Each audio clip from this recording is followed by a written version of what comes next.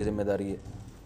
کیا صرف فرض نماز پڑھنا ٹھیک ہے؟ اگر کوئی شخص سنت مؤکدہ اور غیر مؤکدہ اور نوافل چھوڑ کر صرف فرض اور واجب ہی ادا کرتا ہے تو کیا اسے گناہ ہوگا اور آخرت میں حساب ہوگا یا نہیں؟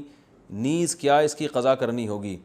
دیکھیں، نوافل چھوڑ دیتا ہے یا سنت غیر مؤکدہ چھوڑ دیتا ہے تو کوئی گناہ نہیں ہے، لیکن اگر صرف سنت یعنی فرائض پہ اکتفا کرتا ہے اور سنت مؤکدہ کبھی بھی نہیں پڑھتا تو پھر یہ گناہ گار ہے، کیونکہ سنت مؤکدہ کو ہمیشہ کے لیے ترک کر دینا علماء کہتے ہیں اس میں گناہ کا خطرہ ہے اور یہ شخص قابل ملامت ہے، کیونکہ سنت مؤکدہ یہی ہے جس کی تاکید بہت زیادہ ہے۔ جیسے فجر کی 2 سنتیں آپ صلی اللہ علیہ وسلم ہمیشہ پڑھا کرتے تھے، حتیٰ کہ فجر کی سنتیں سفر میں بھی نہیں چھوڑی آپ صلی اللہ علیہ وسلم نے، تو باقی سنتوں کا بھی جو مؤکدہ ہیں ان کا اہتمام ضروری ہے۔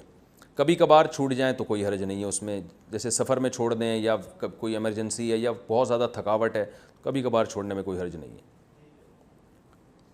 سنتوں کی جگہ قضا نمازیں پڑھ سکتے ہیں؟ کیا عصر اور عشاء کی سنتیں غیر مؤکدہ نہ پڑھیں اور اس کی جگہ قضا نماز پڑھ لیں؟ اس طرح نفل بھی نہ پڑھیں تو کیا یہ صحیح ہے؟ محمد آصف صاحب انڈیا سے۔ جی ہاں، صحیح ہے، یہ سنت مؤکدہ تو نہ چھوڑیں لیکن غیر مؤکدہ قضا عمری کی خاطر چھوڑ دیں، چھوڑ سکتے ہیں، کوئی حرج نہیں ہے۔ کیا شادی کی وجہ سے تعلیم چھوڑ سکتے ہیں؟ اگر کسی لڑکے پر شادی کرنا فرض ہو، پھر وہ گراؤنڈ ریئلٹی کو دیکھ کر فیصلہ کرے کہ مجھے شادی کرنے کے لیے مدرسہ کی تعلیم چھوڑ کر تجارت کرنی پڑے گی، تو کیا یہ اس کے لیے درست ہوگا یا نہیں؟ سائم الدین صاحب بنگلہ دیش سے۔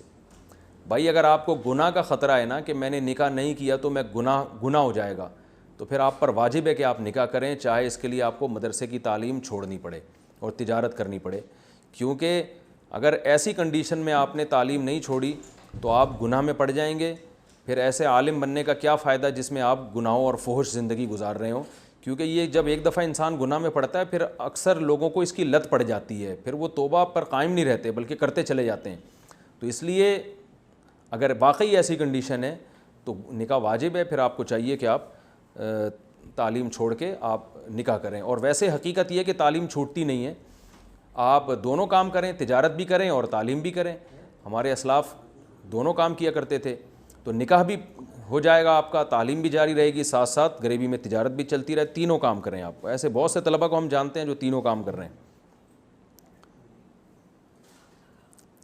اچھا بھائی، رخصتی سے پہلے کیا لڑکا لڑکی مل سکتے ہیں؟ 3 مہینے پہلے نکاح ہو چکا ہے اور اگلے سال رخصتی ہوگی اور رخصتی میں تاخیر کی وجہ بے روزگاری ہے، کیا میں اپنی منکوحہ سے رخصتی سے پہلے ملاقات کر سکتا ہوں؟ ارسلان صاحب کوئٹہ سے۔ یہ اپنی منکوحہ کے ابا سے پوچھیں کہ ملاقات کر سکتا ہوں کہ نہیں کر سکتا۔ شرعاً تو جائز ہے لیکن کوئی کرنے نہیں دے گا آپ کو ملاقات۔ کیا امام بیٹھ کر نماز پڑھا سکتا ہے؟ امام اگر بیمار ہو جائے تو کیا وہ بیٹھ کر امامت کر سکتا ہے؟ جاوید صاحب کرناٹک انڈیا سے۔ جی ہاں، رسول اللہ صلی اللہ علیہ وسلم نے آخر وقت میں جو نمازیں پڑھائی ہیں بیماری میں بیٹھ کے پڑھائی ہیں، اور فرض نمازیں بھی بیٹھ کے پڑھائی ہیں، صحابہ نے پیچھے کھڑے ہو کر پڑھی ہیں۔ تو امام اگر بیمار ہو جائے یا اس سے کھڑا نہیں ہوا جا رہا تو یہ بالکل جائز ہے کہ وہ بیٹھ کے نماز پڑھائے اور پیچھے مقتدی کھڑے ہو کر نماز پڑھیں۔ اذان کے وقت بیت الخلاء جانا کیسا ہے؟ کیا اذان کے وقت بیت الخلاء جا سکتے ہیں؟ مکرم اویس مہاراشٹر انڈیا سے۔ آپ خود سوچ لیں، اگر آپ نہیں جائیں گے تو کیا ہوگا؟ ظاہر ہے جب بیت الخلاء جب تقاضا ہوتا ہے تو اسی وقت جاتا ہے، چاہے اذان ہو رہی ہو یا نہیں ہو رہی ہو۔ تو معذرت کے ساتھ آپ کو چاہیے کہ اذان ہو یا نہیں ہو، جب بیت الخلاء کا تقاضا ہو تو فوراً پہلی فرصت میں چلے جایا کریں، ورنہ حالات کے ذمہ دار پھر آپ خود ہی ہوں گے۔ زندگی میں جائیداد کی تقسیم کا طریقہ۔ والدین اپنی جائیداد کو بیچ کر بچوں کو صدقہ دینا چاہیں، بیٹوں کو 2 حصے اور بیٹی کو 1 حصہ، تو کیا یہ صحیح ہوگا یا نہیں؟ شاداب صاحب کلکتہ سے۔ یہ صحیح نہیں ہوگا۔ یاد رکھیں، مرنے کے بعد وراثت کے احکام کچھ اور ہیں، وہ مرنے کے بعد ہوتی ہے وراثت، زندگی میں نہیں ہوتی۔ زندگی میں والد یا والدہ اپنی اولاد کو جو کچھ دے وہ وراثت نہیں ہے، چاہے اس پہ وراثت کا لیبل لگا لے، وہ گفٹ ہے۔ اور گفٹ میں یہ اصول ہے کہ اولاد میں بے اعتدالی کرنا، ناانصافی کرنا، کسی کو زیادہ دے دینا، کسی کو کم دے دینا، یہ درست نہیں ہے۔ مشہور حدیث ہے نعمان ابن بشیر رضی اللہ تعالی عنہ کی، ایک صحابی رسول اللہ صلی اللہ علیہ وسلم کے پاس آئے، عرض کیا یا رسول اللہ میرا ایک غلام ہے، میں اپنے بیٹے کو دینا چاہتا ہوں۔ آپ نے فرمایا کیا دوسرے بیٹے کو بھی دیا ہے تم نے؟ انہوں نے کہا نہیں۔ فرمایا میں ظلم پہ گواہ نہیں بن سکتا۔ تو اسلام میں یہ ضروری ہے کہ آپ اولاد کے ساتھ ایکولیٹی کا معاملہ کریں، برابری کا معاملہ کریں۔ ہاں تو اس لیے علماء کہتے ہیں کہ زندگی میں اگر کسی کو گفٹ دیں گے تو جتنا بیٹے کو دیا اتنا ہی بیٹی کو دینا پڑے گا۔ اس بیس پہ فرق نہیں کر سکتے کہ یہ بیٹی ہے یا یہ بیٹا ہے۔ ہاں اس دو وجہ سے فرق کرنا جائز ہے۔ نمبر ایک فرما بردار زیادہ ہے، یعنی اس نے آپ کی خدمت زیادہ کی ہے تو آپ خوش ہو کر اس کو زیادہ دے سکتے ہیں، یہ جائز ہے، کیونکہ وہ خدمت کی بیس پہ آپ اس کو دے رہے ہیں، چاہے وہ بیٹی ہو یا بیٹا۔ مثلا بیٹی نے خدمت زیادہ کی تو آپ بیٹی کو دے دیں، بیٹے نے خدمت زیادہ کی تو آپ بیٹے کو دے دیں۔ دوسرا اس بیس پہ بھی زیادہ دینا جائز ہے کہ ایک کو ضرورت زیادہ ہے۔ بعض دفعہ بیٹا اسٹیبل ہوتا ہے، اسے ضرورت ہی نہیں ہے، بیٹی ایسے غریب خاندان میں رخصت ہو کے چلی گئی، اس کو بہت شدید ضرورت ہے، تو ایسے موقع پہ بیٹی کو زیادہ دے دیں، بیٹے کو کم دے دیں۔ اور بعض دفعہ یہ بھی ہوتا ہے کہ بیٹے کو زیادہ ضرورت ہے، بیٹی کو کم ضرورت ہے، تو پھر بیٹی کو کم دے دیں اور بیٹے کو زیادہ دے دیں۔ تو خلاصہ یہ نکلا کہ صرف بیٹا یا بیٹی ہونے کی بیس پر زیادہ دینا تو ٹھیک عمل نہیں ہے، مکروہ ہے، ناپسندیدہ عمل ہے، حدیث میں اس کو ناپسند کیا گیا ہے، لیکن ضرورت کی بیس پہ اضافہ کمی بیشی جائز ہے، اس میں کوئی حرج نہیں ہے۔ اور ایک اور بیس بھی ہے جس پہ بھی جائز ہے کہ سب راضی ہوں۔ مثلاً اگر آپ بیٹے کو زیادہ دے رہے ہیں اور بیٹی بالکل اس پہ دل کی خوشی سے راضی ہے کہ بھئی چلو میرے بھائی کو زیادہ دے دو، تو بھی ٹھیک ہے۔ یا آپ بیٹی کو زیادہ کوئی شخص دینا چاہتا ہے اور بیٹا اس پہ دل سے بالکل خوش ہے کہ مجھے کوئی اعتراض نہیں ہے، تو بھی ٹھیک ہے، کیونکہ یہ اولاد ہی کا حق ہے، تو اگر کوئی راضی ہے تو ٹھیک ہے، ورنہ نارملی اس میں حکم یہی ہے کہ سب کے درمیان میں آپ برابری کریں۔ رسول اللہ صلی اللہ علیہ وسلم پر جادو کی حقیقت۔ نبی صلی اللہ علیہ وسلم پر جو جادو ہوا تھا اس کا واقعہ بیان فرمائیں اور امت کے لیے اس میں کیا سبق ہے۔ احسان صاحب KPK سے۔ صحیح بخاری صحیح مسلم کی حدیث ہے کہ یہودیوں نے آپ صلی اللہ علیہ وسلم پہ جادو کیا تھا، جس کی وجہ سے آپ صلی اللہ علیہ وسلم بھولنے لگے تھے کچھ چیزوں کو۔ بعض دفعہ آپ نے کچھ کھایا ہوتا، آپ سمجھتے کہ میں نے نہیں کھایا ہے، تو اس طرح کی کچھ چھوٹی موٹی چیزیں آپ کے ساتھ ہونے لگی تھیں۔ پھر آپ صلی اللہ علیہ وسلم آرام فرما رہے تھے تو حضرت یعنی دو فرشتے نازل ہوئے اور دونوں نے آپس میں جو کلام کیا، ایک نے یہ کلام کیا آپ کو پتہ ہے ان کو کیا بیماری ہے، دوسرے نے بتایا کہ ان پر جادو کیا ہے، ایک نے کہا کس نے جادو کیا ہے، بتایا کہ لبید ابن اسم ہے اس نے جادو کیا ہے، تو اور فلاں جگہ اس کو کنویں میں ڈالا ہوا ہے۔ تو آپ صلی اللہ علیہ وسلم کی آنکھ کھلی تو آپ وہاں گئے اور اس کو آپ نے کنویں سے وہ اس کو نکال کے کھجور کی چھال پہ جو ہے اور گریں لگا لگا کے کچھ جادو کیا ہوا تھا انہوں نے۔ تو پھر سورہ فلق اور سورہ ناس نازل ہوئی اور آپ صلی اللہ علیہ وسلم نے وہ پڑھ کے اپنے اوپر دم کیا تو اللہ نے آپ کے کچھ جادو کو آپ سے دور کر دیا۔ تو یہ مختصر میں نے واقعہ بیان کیا۔ تو اس سے پتہ چلتا ہے کہ جادو کا اثر ہو سکتا ہے، لیکن یہ بات خوب ذہن میں رکھیں کہ جادو اسباب ضعیفہ میں سے، اتنا آسان نہیں ہے کسی پہ جادو کر دینا۔ نبی صلی اللہ علیہ وسلم پہ جو جادو ہو گیا تھا اس میں جو حکمت تھی وہ یہ بتانا تھی کہ آپ صلی اللہ علیہ وسلم بشر ہیں، جادوگر نہیں ہیں، کیونکہ یہودی آپ کو جادوگر کہتے تھے، طعنہ دیتے تھے۔ تو اگر آپ پہ جادو کا اثر نہ ہوتا تو یہودی کہتے دیکھو یہ واقعی ہم کہتے تھے نا جادوگر ہیں، تو پکا ثابت ہو گئے جادوگر ہیں، تبھی ان پہ جادو کا اثر نہیں ہو رہا۔ تو اللہ نے آپ پہ اثر اس نیت سے، اس حکمت سے ہونے دیا تاکہ لوگ آپ کو جادوگر نہ سمجھے، ورنہ یہ جادو آسان نہیں۔ آج جادو جو ہے نا، جادوگر کہتے ہیں کہ لوگوں کو الو بناتے ہیں کہ جب نبی پہ ہو گیا تو فلاں پہ کیوں نہیں ہو گیا، لہذا آپ پہ بھی ہو سکتا ہے فلاں۔ تو اتنا آسان کام نہیں ہے، یہ سب روحانی ٹوپے ڈرامے لوگوں نے چلائے ہوئے ہیں۔ میں لوگوں سے کہتا ہوں پھر ابو بکر رضی اللہ عنہ پہ کیوں نہیں ہو گیا، حضرت عمر پہ کیوں نہیں ہو گیا، حضرت عثمان پہ کیوں نہیں ہو گیا، حضرت علی پہ کیوں نہیں ہو گیا؟ یہودیوں نے جب نبی پہ جادو کی کوشش کی ہوگی تو ان لوگوں پہ بھی تو کی ہوگی نا۔ تو اس لیے اللہ نے آپ پر جادو کا اثر اس لیے ہونے دیا کہ اس میں ایک حکمت تھی تاکہ وہ لوگ آپ کو جادوگر نہ سمجھے، ورنہ یہ اتنا آسان کام نہیں ہے جتنا لوگوں نے بنا دیا ہے۔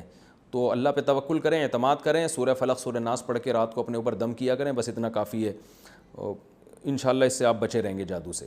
نذر و نیاز میں کیا جانور قربان کر سکتے ہیں؟ کیا بقرعید کی قربانی کے علاوہ نذر و نیاز کے لیے جانور ذبح کر سکتے ہیں؟ بنت آدم کشمیر۔ جانور ذبح کرنا صرف حج کے موقع پہ عبادت ہے دم کے طور پر، اور بقرعید میں اور عقیقے میں، اس کے علاوہ جانور ذبح کرنے کا اسلام میں کوئی تصور نہیں ہے۔ گوشت کھانا ہو تو ذبح کر لیں، نہیں کھانا ہو تو نہیں۔ تو نذر و نیاز سے مراد جو صدقات و خیرات ہیں تو وہ اگر ہیں تو وہ پیسے صدقہ کریں یا راشن ڈالیں کسی غریب کے گھر میں، جانور کو ذبح نہ کریں کیونکہ لوگ اس کو سنت سمجھتے ہیں۔ تو اس عمل سے بدعت کی تائید ہوتی ہے کیونکہ یہ نبی صلی اللہ علیہ وسلم سے ثابت نہیں ہے۔ تو اصل صدقے کا مقصد ہے لوگوں کے ساتھ تعاون، تو اس ویسے صدقات و خیرات کریں آپ۔ اس پہ میں تفصیلی کلپ ریکارڈ کروا چکا ہوں صدقے کے بکرے کے نام سے، یوٹیوب پہ وہ دلائل آپ سن لیے گا۔ دین میں زبردستی نہیں، اس کا کیا مطلب ہے؟ کہہ رہے ہیں بھائی دین میں زبردستی نہیں ہے، اس کا کیا مطلب ہے؟ کیا ہم اپنے ماتحتوں پر فرض واجب کی سختی نہیں کر سکتے؟ شیخ مولا انڈیا سے۔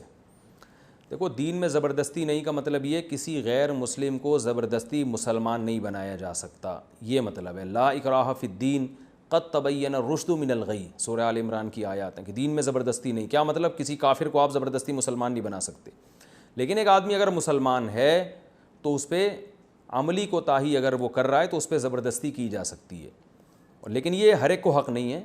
سب سے پہلے حکومت کو یہ حق ہے کہ مسلمانوں کو زبردستی وہ نماز کا پابند بنا سکتی ہے، اسلامی حکومت کی یہ ذمہ داری ہے کہ کوئی شراب پی رہا ہے تو اسے کوڑے لگائے جائیں گے تاکہ وہ شراب چھوڑے، زنا کر رہا ہے تو اسے کوڑے مارے جائیں گے جیسے کہ قرآن و سنت سے ثابت ہے۔ اسی طرح والدین پر لازم ہے کہ بچے اگر وہ دین پر نہیں چل رہے یا کوئی برائی کر رہے ہیں تو محبت سے سمجھائیں، نہیں باز آتے تو ان پر سختی کریں۔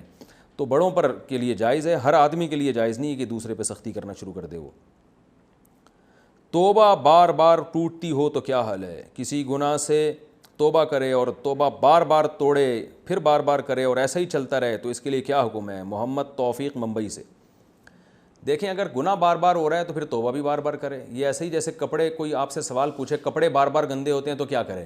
تو کپڑے بار بار گندے ہوتے ہیں تو بار بار دھوئے، تو انہیں میلے کپڑے پہن کے تو نہیں گھومے گا نا۔ تو ایسے ہی اگر دل بار بار گندا ہو رہا ہے گناہ کر کے تو توبہ کر کے دل کو بھی بار بار دھوئے۔ رہا یہ مسئلہ کہ بار بار گناہ کیوں ہوتا ہے، تو دیکھیں گناہ سے توبہ بھی ضروری ہے اور وہ اسباب اختیار کرنا بھی ضروری ہیں جن سے آئندہ گناہ سے بچنے کی توفیق ملے۔ مثلاً کوئی گناہ آپ سے ہوتا ہے تو اپنے آپ کو صرف توبہ نہ کریں بلکہ سزا بھی دیں، کوئی جرمانہ لگائیں اپنے اوپر، روزہ رکھیں، تو وہ جرمانہ کتنا ہوگا وہ اسی کے حساب سے کسی بھی اپنے عالم سے، بزرگ سے جو آپ کے حالات جانتے ہیں ان سے مشورہ کریں کہ بھئی مجھ سے یہ گناہ بار بار ہو جاتا ہے تو میرے اوپر کوئی سزا متعین کریں، تو آپ کو بتائیں گے آپ کی آمدن دیکھ کے بھئی اتنا جرمانہ، اتنی پینلٹی یا اتنے روزے۔ تو جب تک انسان اپنے آپ کو سزا نہیں دیتا نا تو وہ شیطان بار بار گناہ کراتا رہتا ہے۔ تو گناہ کو ہلکا نہ سمجھیں، گناہ ہوا ہے تو اپنے آپ کو سزا دیں، آپ سزا دیں اور توبہ بھی کریں ساتھ میں۔ بینک میں پیسے ٹرانسفر کرنے پر ریوارڈ ملنا، جب ہم کسی بینک اکاؤنٹ میں پیسے ٹرانسفر کرتے ہیں اپنے فون سے تو ہمیں کچھ ریوارڈ ملتا ہے، کیا وہ لینا جائز ہے؟ اگر پہلے سے بینک سے ایگریمنٹ نہ ہو تو لینا جائز ہے وہ، کیونکہ وہ سود کہتے ہیں جو بینک میں آپ نے پیسے رکھوائے یا ٹرانسفر کیے آپ نے اکاؤنٹ کی طرف اور اس پہ پہلے سے ایگریمنٹ تھا کہ آپ ٹرانزیکشن کریں گے تو ہم آپ کو اتنے پیسے دیں گے، تو وہ قرض پہ نفع لے رہے ہیں آپ، اور اگر یعنی طے شدہ نفع جو پہلے سے ایگریمنٹ ہو، اگر پہلے سے ایگریمنٹ نہیں ہے تو محض ٹرانزیکشن کروانے پہ جو ریوارڈ ملتا ہے وہ جائز ہے، اس میں کوئی گناہ